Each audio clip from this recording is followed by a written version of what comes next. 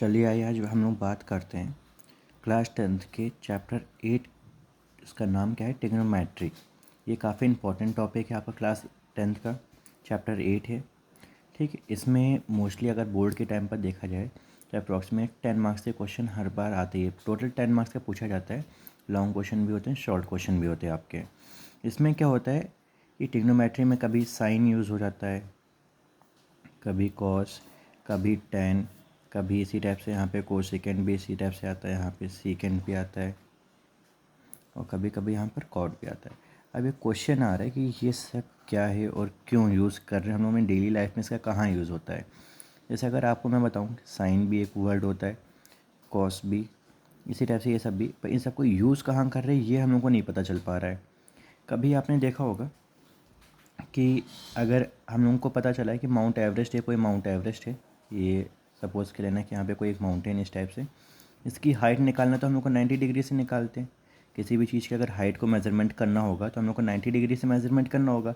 अगर एक यहाँ पे कोई इंसान है किसी टाइप से मेज़रमेंट को कर रहा है तो उसको इस चीज़ को मेज़रमेंट करना होगा। तो हमें एक्चुअल हाइट कैसे पता चली कि माउंट एवरेस्ट की जो हाइट है वो 8848 मीटर है। एग्जैक्टली 48 मीटर कैसे? अप्रॉक्सीमेट क्यों नहीं? कभी ये नहीं बोलते कि अप्रॉक्सीमेट है, एग्जैक्टली बता देते 8848 मीटर है। ये सब कैसे निकाला गया? With the help of the trigonometry. आप भी निकाल सकते हो। कैसे? मुझे इस चीज़ को निकालने में काफ़ी ज़्यादा डिफ़िकल्टीज़ है, तो मैं क्या कर सकता हूँ कि मैं थोड़ा सा यहाँ से एक ऐसे एक एंगल यहाँ पे ये बना लूँ, एक एंगल यहाँ पे ये बना लूँ, तो अब मुझे पता चल जाएगा कि ये कितना है और ये कितना है, तो इसकी वजह से हम लोग निकाल सकते हैं। एक तो ये लॉजिक ये हो गया। अब ये साइन में आपने देखा होगा कि साइन में जैसे एक ये कोई ट्रायंगल है, ये पूरी जो वर्किंग होती है ट्रिग्नोमेट्री टेबल की वो तभी अप्लीकेबल है जब ट्रायंगल में कोई भी एक एंगल 90 डिग्री का हो। अगर किसी भी एक ट्रायंगल में अगर कोई भी ऐसा कोई ट्रायंगल बन रहा है जिसमें 60 हो रहा, तो ये अप्लीकेबल नहीं होगा। कोई एक ऐसा बन रहा है, आप सपोज़ कर लेना कि ये 70 डिग्री का, ये 60 डिग्री का हो और ये 50 डिग्री का हो, तभी ये अप्लीकेबल नहीं हो पाएगा।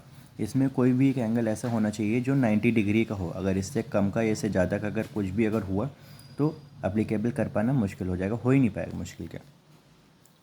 अब एक दूसरा केस देखते हैं कि हमारे पास ये आता है कि साइन की वैल्यू होती है, साइन थीटा की वैल्यू होती है पी अपॉन में एच, जिसको बोलते हैं परपेंडिकुलर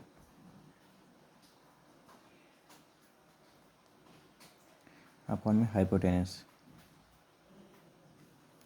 ठीक, इसी टाइप से यहाँ पे कॉस थीटा की वैल्यू होती है बी अपॉन में एच। बी मतलब हो जाता है बेस और एच से फिर से हाइपोटेनस ही होता है। ठीक, tan की वैल्यू होती है tan थीटा इक्वल टू होता है पी अपॉन में बी। पी से फिर से परपेंडिकुलर और यहाँ पे बेस। अब यहाँ पर आते हैं, यहाँ पर कॉट की वैल्यू। अब कॉट की वैल्यू क्या होती है? कॉट थीटा की जो tan थीटा की वैल्यू होती है उसका रेसिप्रोकल होता है। अगर tan थीटा हमारा था p अपॉन बी, तो इसका रेसिप्रोकल क्या हो जाएगा? b अपॉन में p, बेस अपॉन में परपेंडिकुलर। अब सीकेंट थीटा की वैल्यू क्या होगी? सेकेंड थीटा की वैल्यू जो होगी वो कॉट थीटा के रेसिप्रोकल होगी। कॉट थीटा की वैल्यू क्या थी? बेस अपॉन में हाइपोटेनस। इसकी वैल्यू क्या हो जाएगी? हाइपोटेनस अपॉन में बेस। इसी टाइप से कोसेकेंड थीटा की वैल्यू क्या हो जाएगी? साइन का अपोजिट, साइन का जो था वो परपेंडिकुलर अपॉन में हाइपोटेनस था, तो सेकेंड की वैल्यू क्या हो जाएगी? हाइपोटेनस अपॉन में परपेंडिकुलर। ठीक, ये सब चीज़ें तो ठीक है। अब आपको इसको इसको इसको और आपको ये सब याद करना पड़ेगा। ठीक है, पर अगर आप ये याद करने से बचना चाहते हो तो आप ऐसे भी एक ट्रिक लगा सकते हो। पाकिस्तान, पी से पाकिस्तान हो गया, बी से भूखा, पी से प्यासा। पाकिस्तान भूखा प्यासा, इसके नीचे अपन में लिख सकते हैं आप हिंदुस्तान हरा भरा। ये अपना याद करने का एक ट्रिक है। पाकिस्तान भूखा प्यासा, हिंदुस्तान हरा भरा। अब यहाँ पे आप लिख सकते हो साइन थीटा, यहाँ लिख सकते हो कॉस थीटा, यहाँ लिख सकते हो टेन थीटा, और यहाँ पे आप टेन थीटा के ठीक नीचे आपको लिखना होगा कॉट थीटा, इसके नीचे लिखना होगा सीकेंड थीटा, इसके नीचे लिखना होगा कोसेकेंड थीटा। अगर आपको कोसेकेंड की वैल्यू चाहिए तो ऐसे निकाल लेना, आप साइन की वैल्यू चाहिए तो ऊपर से ऐसे करते हुए। कॉट थीटा की वैल्यू चाहिए कॉस थीटा की, तो बेस अपॉन में हाइपोटेनस, और सेकंड की चाहिए तो हाइपोटेनस अपॉन में बेस। कॉट थीटा की वैल्यू चाहिए तो बेस अपॉन में परपेंडिकुलर, टेन थीटा की चाहिए तो परपेंडिकुलर अपॉन में बेस। ये एक हो जाएगा। चलिए एक क्वेश्चन हम लोग अपने पास से सपोज कर लेते हैं कि ये कोई क्वेश्चन है, उसने हमें ये दे रखा है ऐसे, एक ए बी और सी एक यहाँ पर है, इसमें से 90 डिग्री का है और ये थीटा है। ठीक है, थीटा जहाँ पे बन रहा होगा उसके सामने वाली जो साइड होगी वो परपेंडिकुलर होगी। अगर यहाँ पे अगर कोई एक एंगल अल्फ़ा बन रहा है तो एंगल अल्फ़ा के लिए परपेंडिकुलर ये है। ठीक है, अगर ये नहीं है तो कुछ नहीं। अगर थीटा है, अब थीटा अगर परपेंडिकुलर ये है तो इसके जिस पर थीटा बन रहा होगा वो क्या हो जाएगा, बेस, और बाकी जो बचे सबसे बड़ी साइड होगी वो क्या हो जाएगी, हाइपोटेनस। ठीक है, अब ये कोई ट्रायंगल है ए बी सी,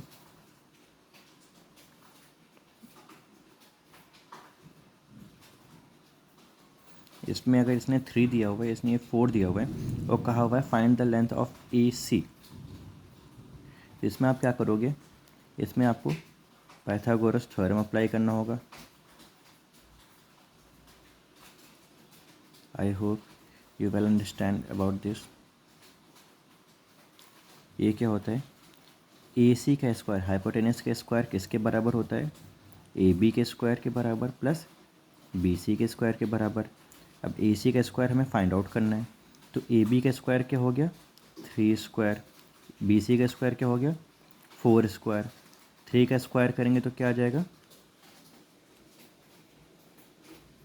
9, 4 का स्क्वायर करेंगे 16, इन दोनों को प्लस किया 25।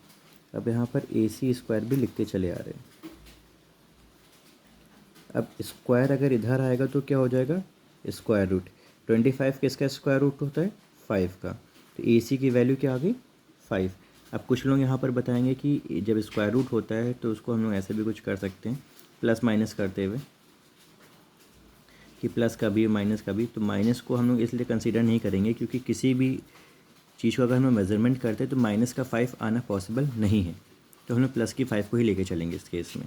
अब ए सी आ चुका है मेरा 5। चलिए अब नेक्स्ट पेज पर हम लोग बात करते हैं। चलिए बात करते हैं, अभी तक हम लोगों ने देख लिया था इस क्वेश्चन में आगे कि ये 3 और 4 गिवन था और हम लोगों ने 5 फाइंड आउट किया हुआ था। अगर आपको इस टाइप से क्वेश्चन दे दिया गया और आपसे पूछा गया कि साइन थीटा की, कॉस थीटा की, टेन थीटा की सबकी वैल्यू फाइंड आउट करना है और थीटा यहाँ पर आपके पास सी के पास गिवन है, तो इसमें क्या हो जाएगा आपके पास, सिंपली आप क्या करोगे, अब मैंने सारी वैल्यूज़ निकाल दी है। ये आपकी क्या वैल्यू है, पी की वैल्यू है, ये बी की वैल्यू है और ये एच की वैल्यू है। सबको इस केस में हमें पुट करना है। कैसे पुट करेंगे, पी की वैल्यू यहाँ पर 3 गिवन है, 3 लिख दिया, एच की वैल्यू 5, बी की वैल्यू 4 गिवन है, 4 लिख दिया और एच की वैल्यू 5। अब पी की वैल्यू यहाँ पर क्या गिवन है, पी की वैल्यू यहाँ पे गिवन है 3 एंड बेस की वैल्यू गिवन है 4। अब इसका जस्ट रेसिप्रोकल 4 अपॉन में 3। हाइपोटेनस की वैल्यू क्या गिवन है, 5 और बेस की वैल्यू 4। हाइपोटेनस की वैल्यू 5 एंड परपेंडिकुलर की वैल्यू 3।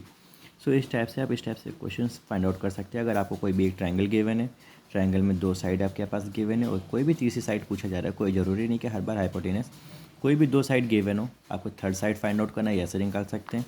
अगर आपके पास साइन, कॉस, टैन इन सब की वैल्यू फाइंड आउट करने के लिए कहा जा रहा है तब भी आप निकाल सकते हैं। आई होप आपको समझ में आया होगा।